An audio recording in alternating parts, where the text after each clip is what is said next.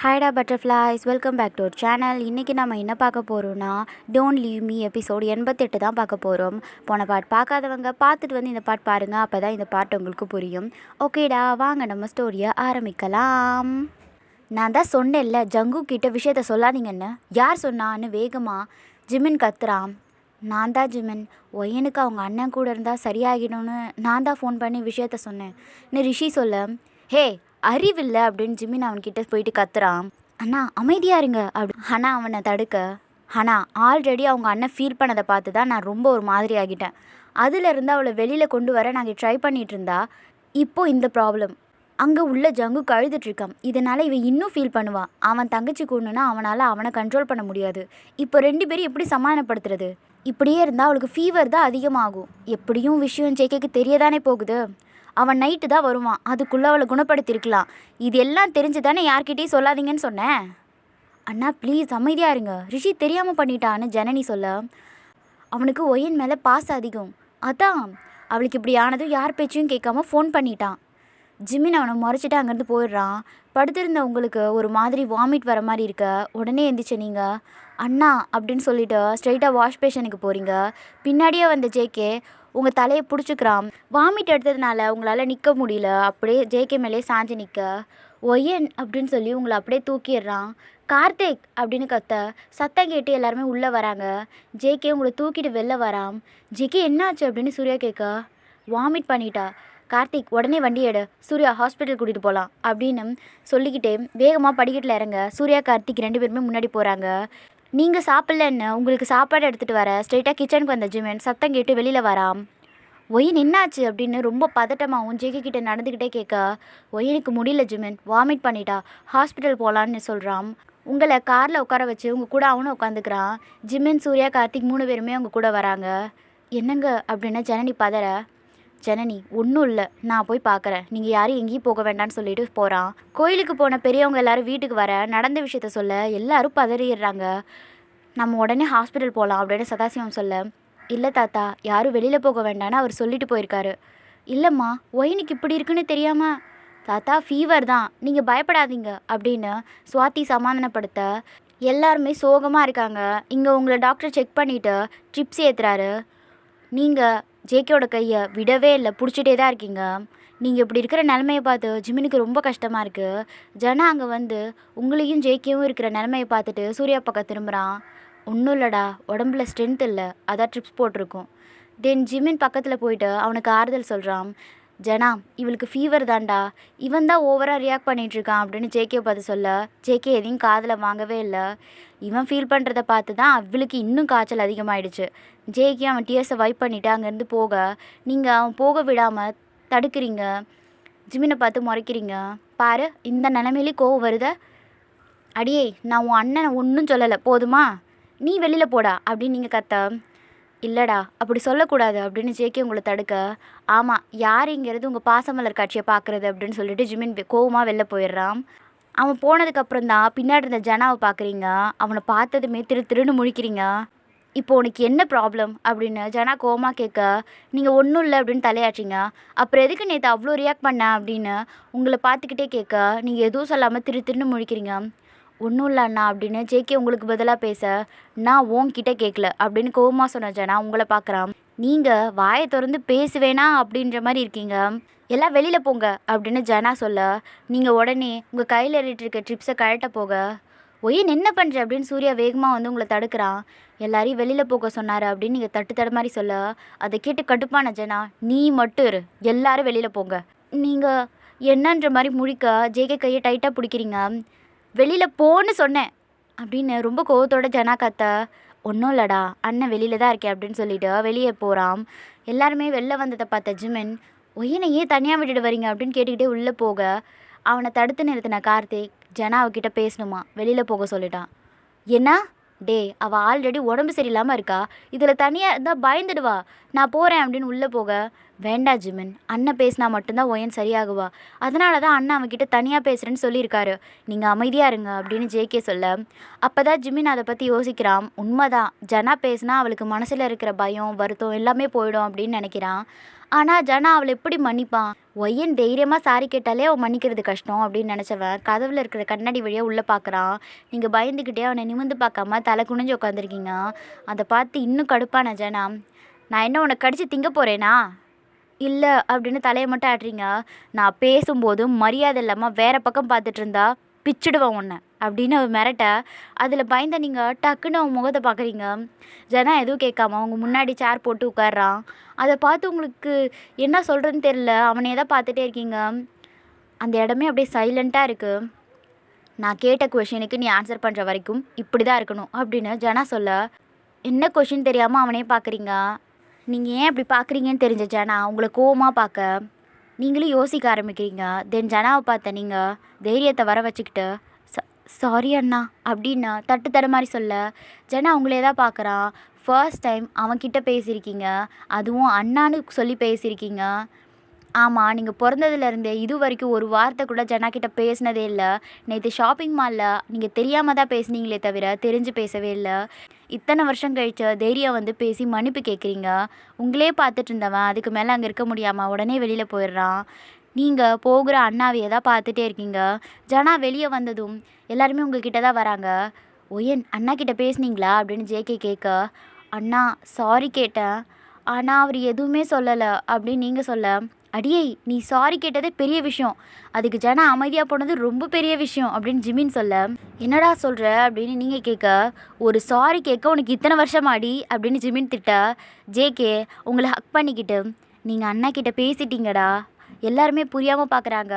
நீங்கள் பிறந்ததுலேருந்து இப்போ வரைக்கும் அண்ணா கிட்ட பேசினதே இல்லை, ஃபர்ஸ்ட் டைம் அண்ணா கிட்ட பேசியிருக்கீங்க அப்படின்னு ஜேகே சொல்ல, அப்போ தான் நீங்களும் யோசிக்கிறீங்க, ஆமாண்ணா ஃபர்ஸ்ட் டைம் அப்படின்னு சொல்லிட்டு ஜேகேவை ஹக் பண்ணிக்கிறீங்க. அண்ணா அப்படின்னு வழியில் கத்த, ஒய் நின்னாச்சுடா அப்படின்னு பார்த்துட்டோமா ஜேகே உங்களை பார்த்து கேட்க, ஒன்றும் இல்லைண்ணா ட்ரிப்ஸ் ஏறிட்டு இருந்ததா மறந்துட்டேன். ஜேகே உங்கள் கையை நீவி விடுறான். இப்போ தான் தெரியுது ஜனா ஏன் அமைதியாக போனான்னு ஜிமின் சொல்ல, சூர்யா கார்த்திக் ரெண்டு பேருமே உங்களை பார்த்து சந்தோஷமாக இருக்கிறாங்க. நீங்கள் சந்தோஷமாக இருக்கிறத பார்த்து அவங்களுக்கு ரொம்ப சந்தோஷமாக இருக்குது. தென் ட்ரிப்ஸ்லாம் ஏறி முடித்ததும் உங்களை வீட்டுக்கு கூட்டிகிட்டு வர மொத்த குடும்பமும் உங்ககிட்ட ஓடி வராங்க. ஒயன் இப்போ எப்படிமா இருக்குது அப்படின்னு சதாசிவம் கேட்க, தாத்தா நான் நல்லா இருக்கேன், அதை விடுங்க, நான் அண்ணா கிட்ட ஃபர்ஸ்ட் டைம் பேசிட்டேன் என்னன்ற மாதிரி எல்லாம் புரியாமல் கேட்க, நடந்த விஷயத்த நீங்கள் சொல்ல அதை கேட்டு எல்லாருக்கும் ரொம்ப ஹாப்பியாக இருக்குது. ஜனனிக்கா சொல்ல முடியாத சந்தோஷம்.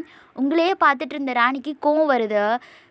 நம்ம பையன் எல்லாத்தையும் மறந்துட்டானா அப்படின்னு நினச்சவங்க உடனே அங்கேருந்து கோவமாக போகிறாங்க.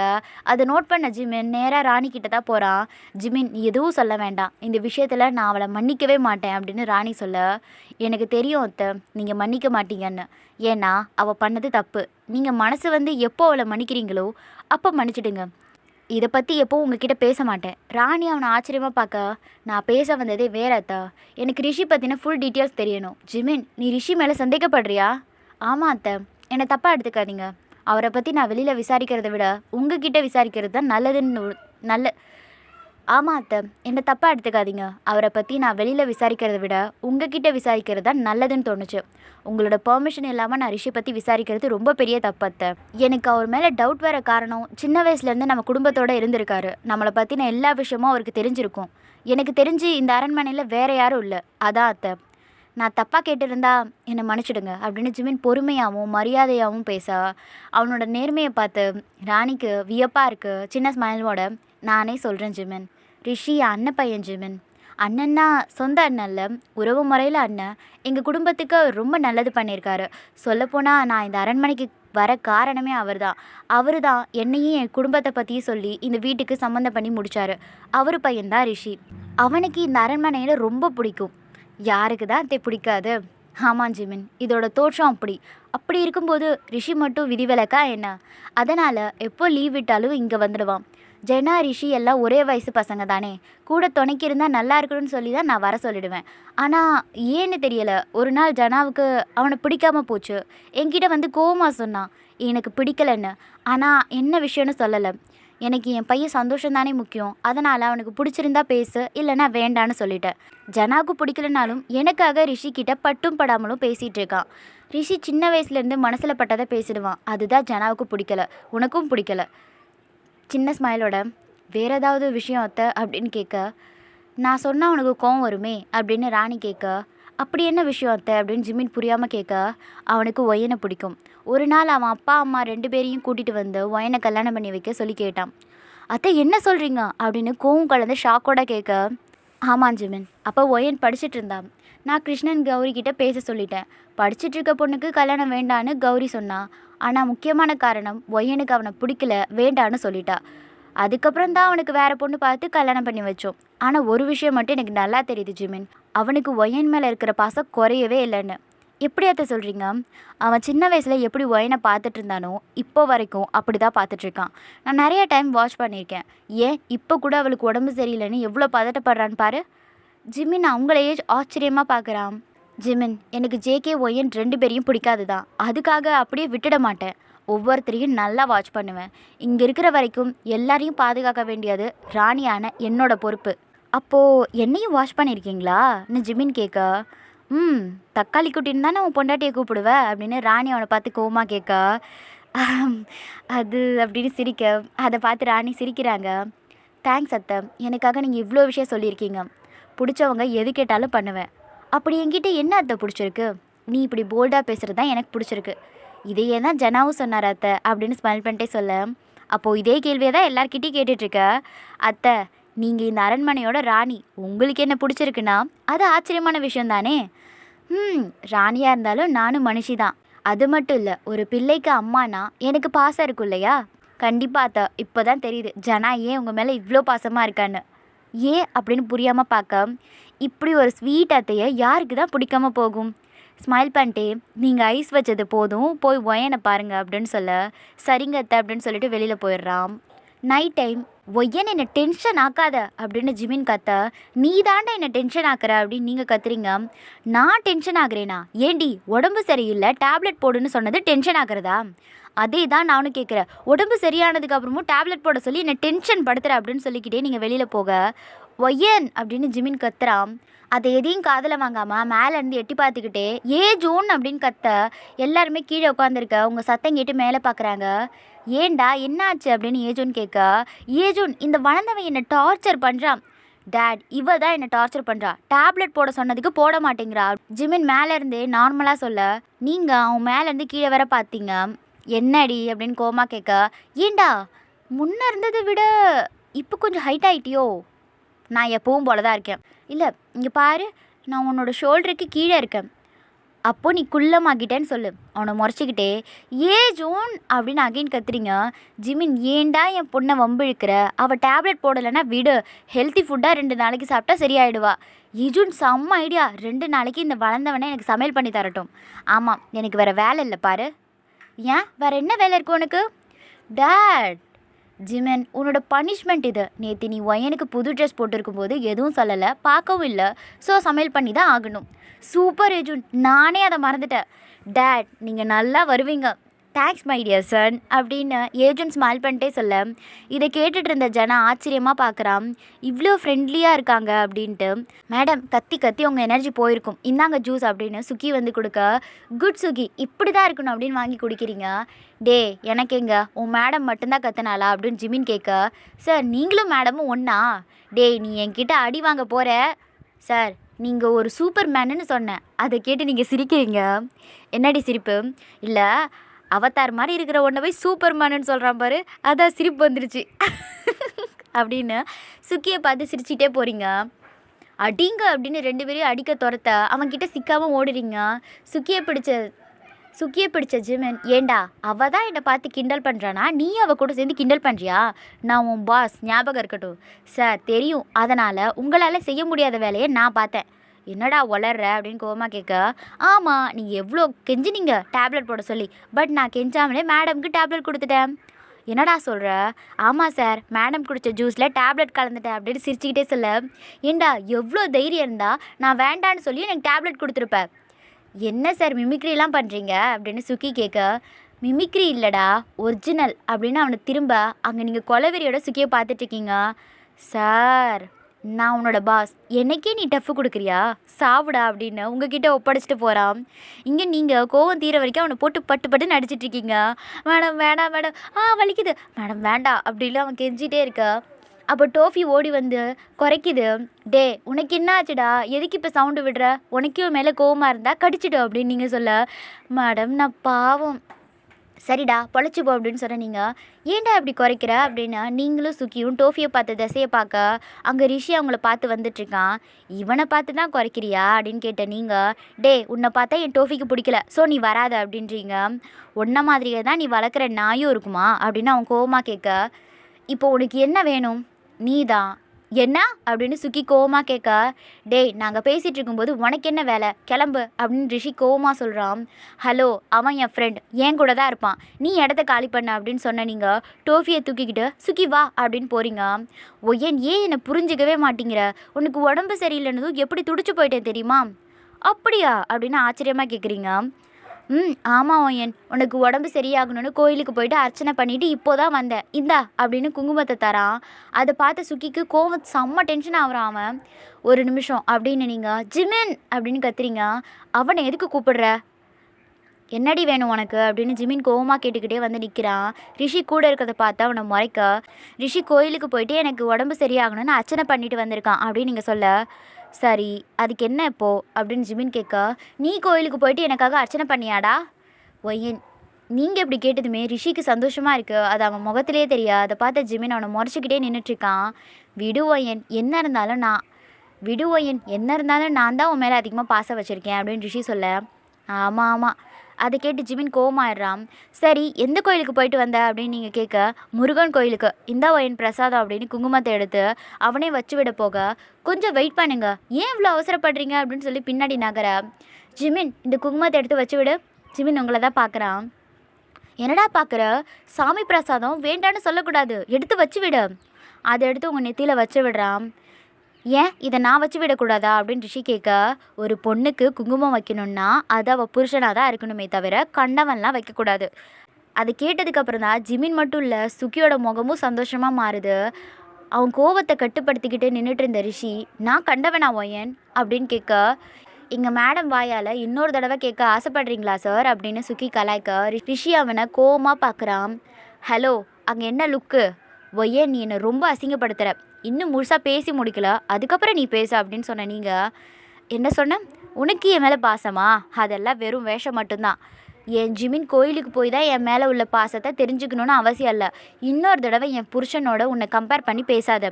அண்ட் இன்னொரு தடவை இந்த மாதிரி அட்வான்டேஜ் எடுத்துக்கிட்டு என்கிட்ட வந்தால் என் புருஷன்கிட்ட சொல்லி உன் தோலை உரிச்சு தொங்க விட சொல்லிடுவேன் அப்படின்னு மிரட்டுறீங்க. சுகி வாடா போகலாம் அப்படின்னு அவனை கூட்டிகிட்டு போகிறீங்க. ரிஷித் கோவத்தோடே நின்றுட்டுருக்க அவனை எரிக்கிற அளவுக்கு ஜிமின் பார்த்துட்ருக்கான்.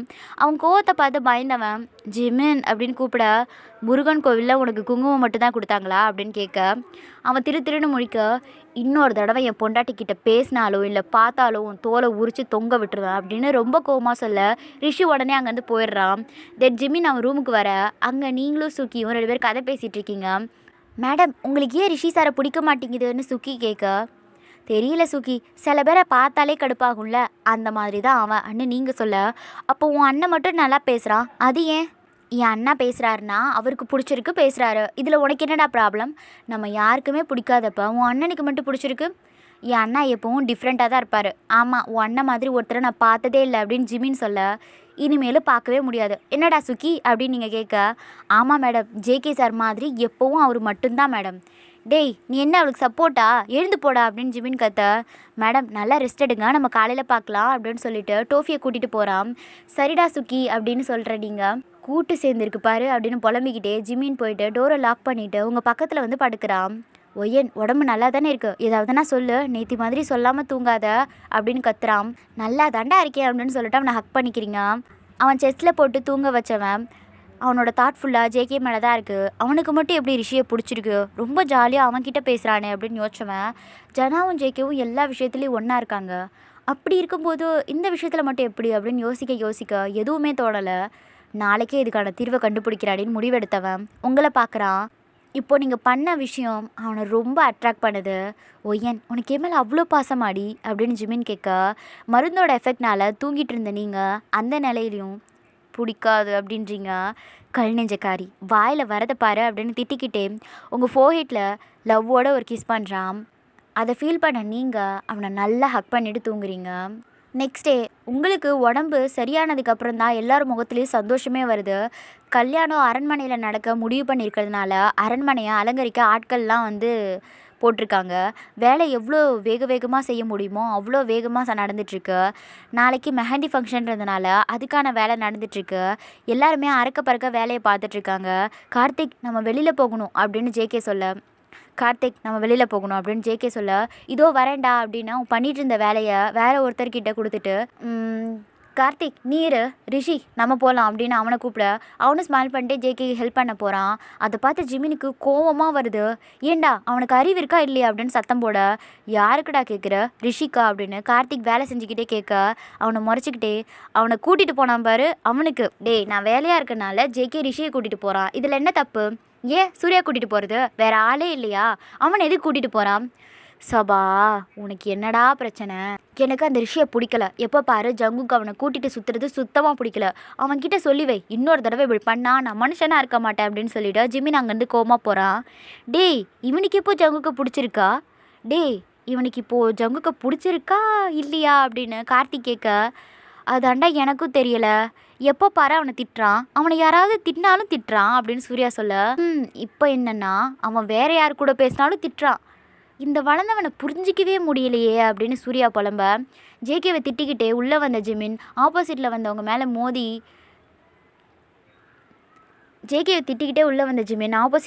மேலே மோதிட்டு கண்டுக்காமல் போக அவன் இடித்ததில் கோவமான நீங்கள் அவன் சாரி கூட கேட்காம போனதை பார்த்து கோவமாயிடுறீங்க.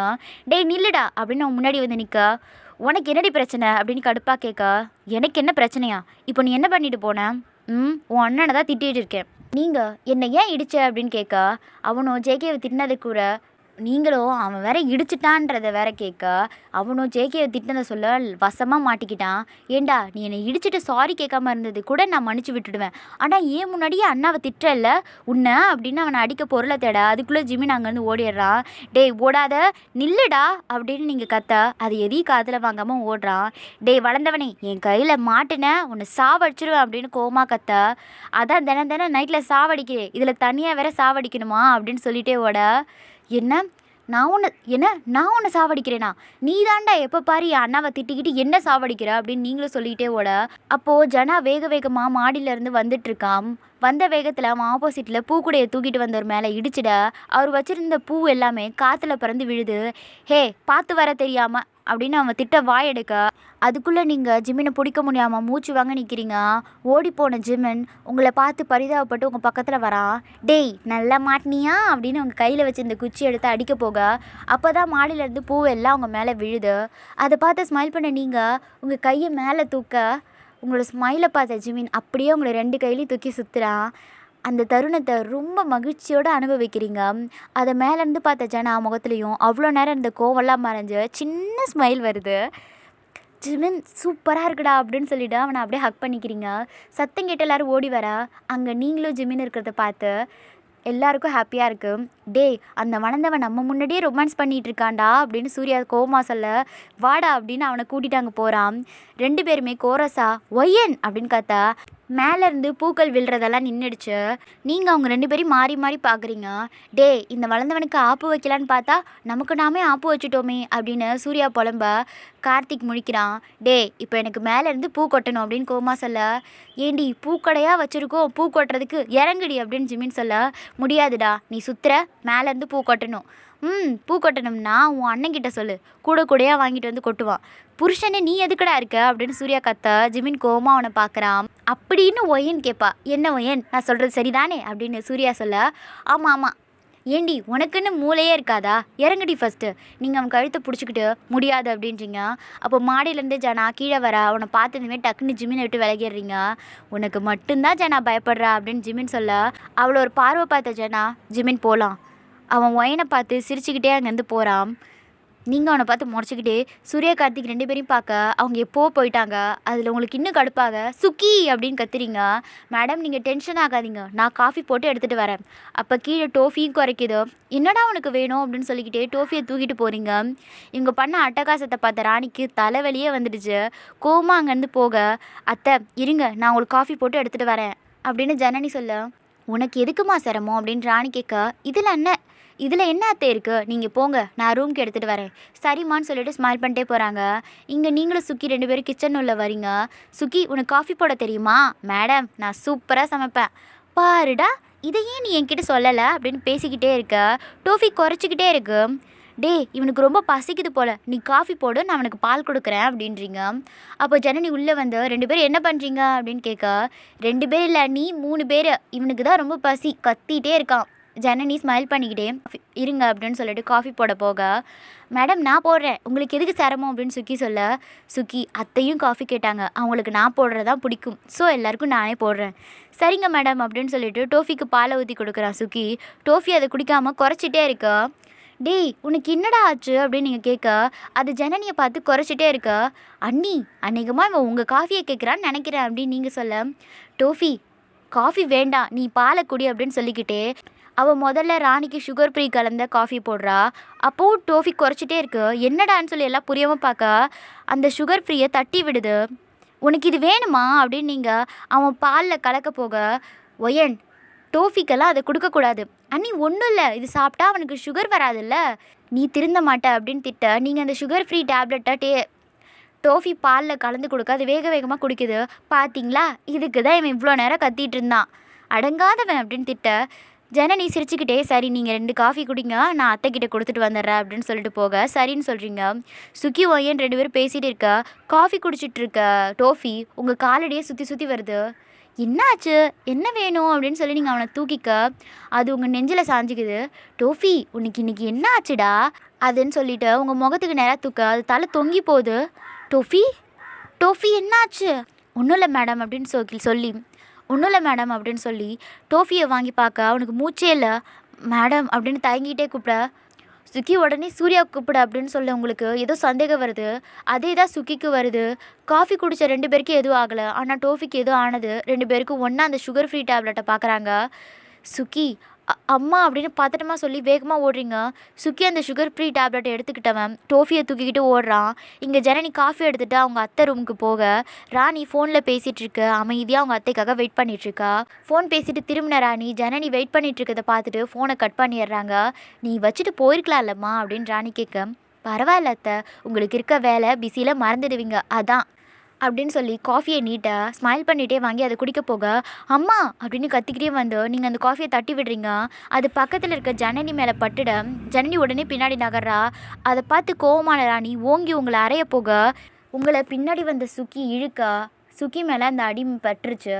சுக்கி அப்படின்னு நீங்கள் கூப்பிட, எவ்வளோ தைரியம் இருந்தால் என் மருமக மேலே காஃபியை தட்டி விட்டுருப்பா அப்படின்னு கோவமாக கத்த ராணி உங்களை அடிக்க போக, அத்தை அமைதியாக இருங்க அப்படின்னு ஜனனி அவளை தடுக்க, ஒயன் என்னாச்சு?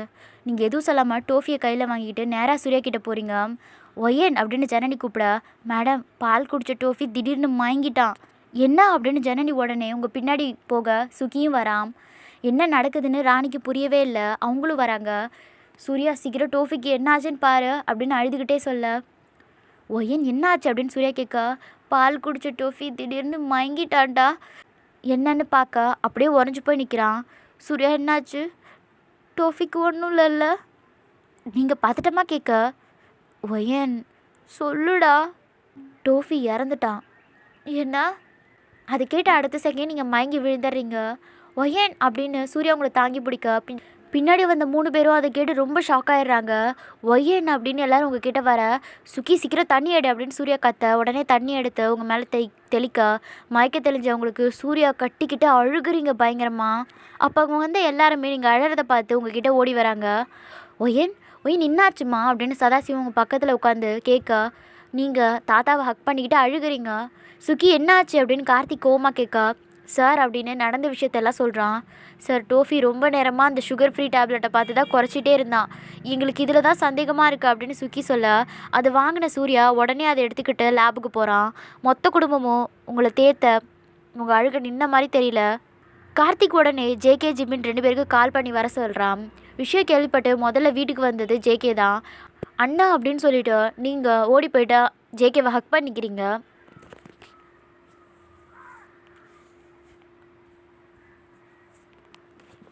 உங்களை எப்படி சமாதானப்படுத்துறதுன்னு தெரியாமல் ஜேகே முழிக்கிறான். மொத்த குடும்பமும் டோஃபி இறந்ததில் சோகமாக இருக்காங்க. லேபுக்கு போயிட்டு செக் பண்ண சூர்யா வீட்டுக்கு வரான். சூர்யா என்னாச்சு? சுகர் டேப்லெட் கொடுத்தா இப்படி ஆகிடுமா அப்படின்னு நீங்கள் ரொம்ப பதட்டமாக கேட்க சூர்யா சைலண்ட்டாக இருக்கான். சூர்யா என்ன ஆச்சு அப்படின்னு ஜேகே கேட்க, இல்லை ஓயன், ஆனால் இது சுகர் ஃப்ரீ டேப்லெட்டே இல்லை, பாய்சன் மாத்திரை. இதை சாப்பிட்டா அடுத்த செகண்டே உயிர் போயிடும், அவ்வளோ பவர்ஃபுல்லானது அப்படின்னு சூர்யா சொல்ல அது கேட்டு எல்லாருமே ஷாக் ஆயிடுறாங்க. ராணி அப்படியே உறைஞ்சி போய் நிற்கிறாங்க. ஒயன் அப்படின்னு ஜேகே கூப்பிட, அண்ணா நானே நம்ம டோஃபியை கொண்டுட்டேன் அண்ணா. இல்லைடா இதில் உங்கள் தப்பு இல்லை அப்படின்னு ஜேகே சமாதானப்படுத்த, இல்லை அண்ணா அவன் இதை மீன் பண்ணி தான் கத்திட்டு இருந்தான், நான் தான் என்னன்னு புரிஞ்சிக்காம டேப்லெட் எடுத்து கொடுத்துட்டேன். இல்லைம்மா அண்ணா, நானே டோஃபியை கொண்டுட்டேன் அண்ணா. அகைன் அதையே சொல்லி அழுகிறீங்க. இல்லை மேடம் இதில் உங்கள் தப்பு எதுவுமே இல்லை அப்படின்னு சுக்கி சொல்ல, அண்ணா நானே டோஃபியை கொண்டுட்டேன் அப்படின்னு அதையே சொல்லி அழுகிறீங்க. எல்லாருக்கும் ஒரு மாதிரி ஆயிடுச்சு. எல்லோரும் உங்ககிட்ட வந்து சமாதானப்படுத்த நீங்கள் அதையே சொல்லிட்டு தான் இருக்கீங்க. அப்போ ஜனாவோட வெளில போன ஜிமின் வீட்டுக்கு வந்தவன் பதறி அடிச்சுக்கிட்டு உங்ககிட்ட வரான். உங்களை கூப்பிட நீங்கள் சொன்னதையே தான் சொல்லிட்டு இருக்கீங்க. ஜனா என்ன ஆச்சுன்னு ஜனனியை பார்க்க நடந்த விஷயத்தெல்லாம் சொல்ல அதை கேட்டு ஜனா ஜிமின் 2 பேருக்குமே ஷாக் ஆயிடுறாங்க. அம்மா அப்படின்னு ஜனா ராணி பக்கத்தில் போக, இல்லை ஜனா எனக்கு ஒன்றும் இல்லை அப்படின்னு சொல்ல அவங்க பார்வை ஃபுல்லாக அவங்க மேலே தான் இருக்குது. டோஃபி இறந்ததை தாங்கிக்க முடியாமல் அதுவும் உங்கள் கையாலே டேப்லெட் கொடுத்ததால உங்கள் நிலைமை இப்படி ஆயிடுச்சு. ஜிமின் ஒயன் இப்படியே இருக்கிறது சரியில்லை, ஏதாவது பண்ணுடா அப்படின்னு சூர்யா சொல்ல அதை புரிஞ்சுக்கிட்ட ஜிமின், ஒயன் நடந்ததுக்கு உனக்கு எந்த சம்மந்தமும் இல்லைம்மா அப்படின்னு உங்களை சமாதானப்படுத்த, நீங்கள் பிரம்ம பிடிச்ச மாதிரி சொன்னதே சொல்லிகிட்ருக்க. அதுக்கு மேலே அவனை கண்ட்ரோல் பண்ண முடியாமல் அவங்கள ஓங்கி ஒரே அரை அரைஞ்சிட்றான். அதை பார்த்து எல்லோரும் ஷாக் ஆகிடுறாங்க. ஜிமின் அரைஞ்சதை பார்த்து உங்கள் கண்ணுலேருந்து கண்ணீர் வந்ததோ என்னவோ, ஆனால் ஜேகே கண்ணுலேருந்து கண்ணீர் நிற்கிது. நான் தான் சொல்கிறேன் இல்லடி உனக்கு நடந்த விஷயத்துக்கு எந்த சம்மந்தமும் இல்லைன்னு அப்படின்னு ஜிமின் ரொம்ப கோவத்தோட கத்த உங்களை இழுத்து ஹக் பண்ணிக்கிறான். நீங்களும் அவன் அடித்த அடியில் ரியாலிட்டிக்கு வரீங்க. அவனை ஹக் பண்ணிக்கிட்டு பயங்கரமாக அழுகிறீங்க. ஓகேடா, நெக்ஸ்ட் பார்ட்டில் சந்திப்போம்.